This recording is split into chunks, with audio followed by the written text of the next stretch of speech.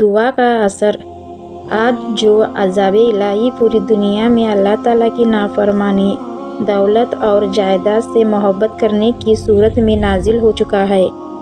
ہر فرید توبہ توبہ کر رہا ہے، کیونکہ ہمارا یہ شعور بن چکا ہے کہ جب ہم پر انفرادی یا اجتماعی آفت نازل ہوتی ہے تو ہم خدا سے توبہ کرتے ہیں۔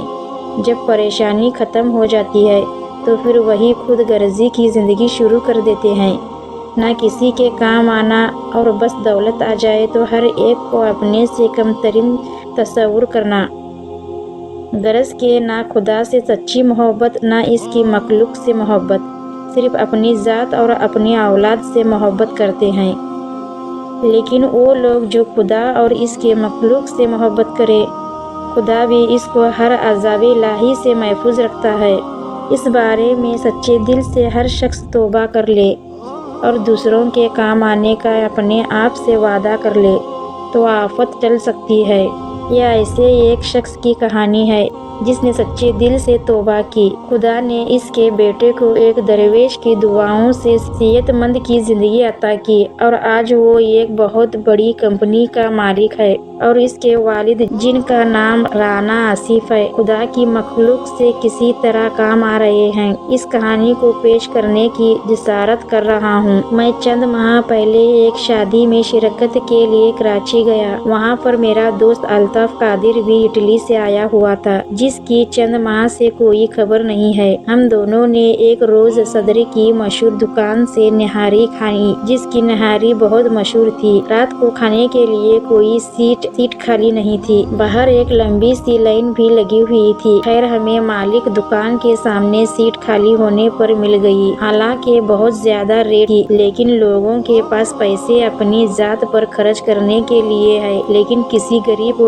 ایک وقت کا کھانا کھلانے کے لیے نہیں ہے۔ پھر ہم نے بہرے سے پوچھا، یہ باہر لمبی سی لائن لگی ہوئی ہے، یہ کون لوگ ہیں؟ کیا مالک کی طرف سے ان کو مفت کھانا تقسیم ہوگا؟ اس نے آہستہ سے کہا، وہ سامنے جو مالک بیٹھا ہے، یہ تو کسی ایک کو کھانا مفت میں نہ کھلائے۔ کافی عرصے اسی ٹائم ایک آدمی خاموشی سے آتا اور مالک کو رقم دے کر چلا جاتا ہے، لیکن آج اس شخص کو کسی نے نہیں دیکھا۔ لائن ختم ہو جاتی ہے مگر کھانا ختم نہیں ہوتا۔ بڑی برکت ہے اس شخص کی کمائی میں، جو بھی ہے اس دور کا درویش ہے۔ خیر ہم لوگ نہاری کھانے میں مصروف تھے۔ اسی اثنا میں سادے سے کپڑوں میں ایک آدمی بیگ لے کر مالک کے پاس آیا۔ مالک اس کو لے کر اندر کمرے میں چلا گیا۔ جو مالک دکان کسی گراہک کو خاطر میں نہیں لا رہا تھا، وہ اس کی عزت و احترام سے رخصت کر کے باہر تک آیا، جسے عموماً ہم ہر ایک کو غلط رویے سے دیکھتے ہیں۔ میری بھی سوچ ایسی ہی تھی۔ جب ہم کھانا کھا کر باہر آئے تو وہ بھی شخص باہر ضرورت مند لوگوں کی لائن میں کھڑا ہوا تھا۔ نہ چاہتے ہوئے میں نے کہا، یہ کون آدمی ہے جس کو مالک دکان نے اتنی اہمیت دی؟ وہ خود لائن میں اپنی باری میں کھڑا ہو کر کھانا لینے کے لیے کھڑا ہے۔ میں نے ضروری کام کا بہانہ کیا۔ کل شادی والے گھر ملاقات کا وعدہ کر کے الطاف ٹیکسی میں بیٹھ کر چلا گیا، اور اتنے میں ایک شخص ڈبے میں نہاری اور روٹیاں لے کر چل پڑا۔ میں بھی آہستہ آہستہ اس کے عقیب میں چلتا رہا۔ پھر اختر کالونی والی بس میں سوار ہو گیا اور ایک کوٹریج میں تالا کھول کر اندر چلا گیا۔ تھوڑی دیر کے بعد میں نے سوچے سمجھے منصوبے کے تحت بیل دی۔ وہ صاحب باہر آئے۔ جی حکم۔ میں نے اپنا نام بتایا کہ یہاں پر کربت میں کوئی محمد صاحب ان کا پتہ معلوم کرتا تھا۔ وہ مسکراتے ہوئے بولے، آپ صدیقی ہو کر جھوٹ بولتے ہیں،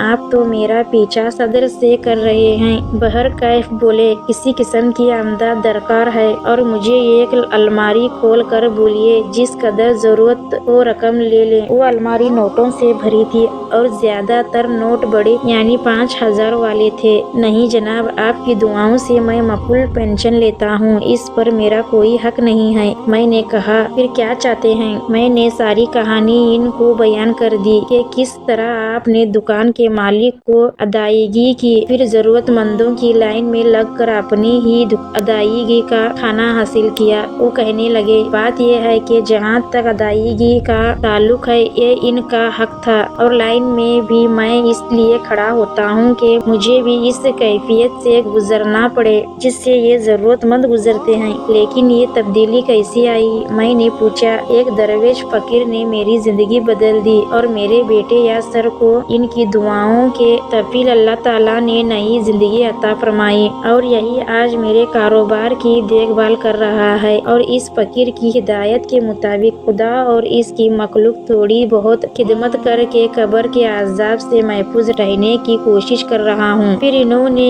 अपनी इस फकीराना जिंदगी से यूं पर्दा उठाया। मेरा नाम वक्कार उस्मानी है। मेरे वालिद महरूम एक बहुत बड़े कंपनी के मालिक थे। इनकी वफात के बाद तमाम कारोबार एक लौती औलाद होने की वजह से मैं मालिक बन गया। मेरी बीवी भी एक आला खानदान की पढ़ी लिखी और दौलतमंद थी। गर्ज के दौलत हमारी घर की लौंडी होने की वजह से मैं बहुत मगरूर और खुद गर्ज था। ना कभी ज़कात खैरात की थी और ना अपने से गरीब रिश्तेदारों से, राना तो दरकनार इनको अपने घर आने पर जलील करके घर से निकाल देता था। मेरा एक बेटा था, मैंने इसको आला तालीम दिलवाई, लेकिन अचानक इसको एकदम अजीब बीमारी लग गई। वो जोर से चिल्लाता और इसका दर्द से बुरा हाल हो जाता। मैंने पाकिस्तान और यहाँ तक के बाहर के ममालिक के डॉक्टरों को दिखाया, मगर मेरा बेटा चंद माह में सूख कर हड्डियों का ढांचा बन गया और डॉक्टरों ने जवाब दे दिया कि ये चंद माह का मेहमान है। फिर मुझे अपनी खुदा की याद आई और खुदा ने मुझे गुरूर की सजा बेटे की बीमारी की सूरत में दे दी। जब वो पकड़ता है तो कोई छुड़ाने वाला नहीं होता। मैं और बीवी रो रो कर अपने गुनाहों की माफी तलब करते। मैंने ज़कात खैरात देने शुरू कर दी। माह रमजान में मैंने और बीवी ने पूरे रोजे रखे और अल्लाह ताला माफी के साथ ये दुआ करते, या अल्लाह हमारे बेटे को कम से कम ईद तक जिंदा रहने देना। 27वें रमजान में और मेरी बीवी रोजा इफ्तार के लिए दस्तरखान पर बैठी थी। अचानक किसी ने बेल दी। मैंने बाहर आकर देखा तो एक दरवेश नुमा आदमी खड़ा था। मेरा रोजा इफ्तार करवा सकते हो? मैं इज्जत व एहतराम से इनको दस्तरखान पर ले आया। रोजे खोलने में देर थी। अचानक मेरे बेटे ने जोर जोर से चिल्लाना शुरू कर दिया और रोने लगा। हमें लगा कि शायद इसका वक्त करीब आ गया है। मैं और मेरी बीवी दीवाना रोते हुए इसके कमरे में दाखिल हुए और वो दरवेश आदमी बोला, हौसला करो, अल्लाह ताला पर भरोसा रखो, कुछ नहीं होगा, आप लोग बाहर जाइए। हम दोनों मियाँ बीवी रोते हुए बाहर आ गए। आवाजें आनी बंद हो चुकी थी। थोड़ी देर बाद मस्जिद से आज़ा की आवाज आई, अल्लाहू अकबर, अल्लाहू अकबर। हमने रोजा इफ्तार किया। फिर हम दोनों हजरत गरीबी मस्जिद में नमाज पढ़कर वापस आए तो मेरी बीवी, जो चंद लम्हे पहले रो रो कर पागल हो रही थी, खुशी से दरवेश के पाँव में गिर पड़ी। उस्मानी साहब की दुआओं के तफील हमारा बेटा ठीक हो गया था। मैं भी इनके पाँव में गिर पड़ा और अपने बेटे को दीवाना वार प्यार करते खुशी से पागल हो रहा था। अच्छा जनाब, रोजा इफ्तार करने का बहुत बहुत शुक्रिया, इजाजत चाहता हूँ, मेरा काम खत्म हो गया। वो जाने लगे तो मैंने नोटों से भरा हुआ ब्रेसलेट लाकर इनके कदमों में रख दिया।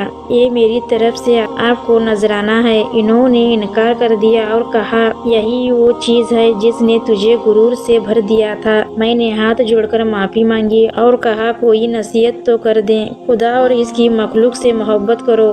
जाओ, इन कागजों के टुकड़ों को खुदा की राह में खर्च करो। मैंने सारा कारोबार अपने बेटे यासर के हवाले कर दिया और इस कॉन्ट्रैक्ट में आकर अपनी जिंदगी इंसानियत की खिदमत के लिए वाकिफ कर दी। अल्लाह ताला हमें भी गुरूर और तकब्बुर करने से बचाए। अल्लाह ताला से पनाह मांगे, अल्लाह ताला हमारी हिफाजत फरमाए, आमीन। अगर आपको ये छोटी सी कहानी अच्छी लगे तो मेरे चैनल को सब्सक्राइब कीजिए। खुदा हाफिज, मिलते हैं अगली वीडियो में।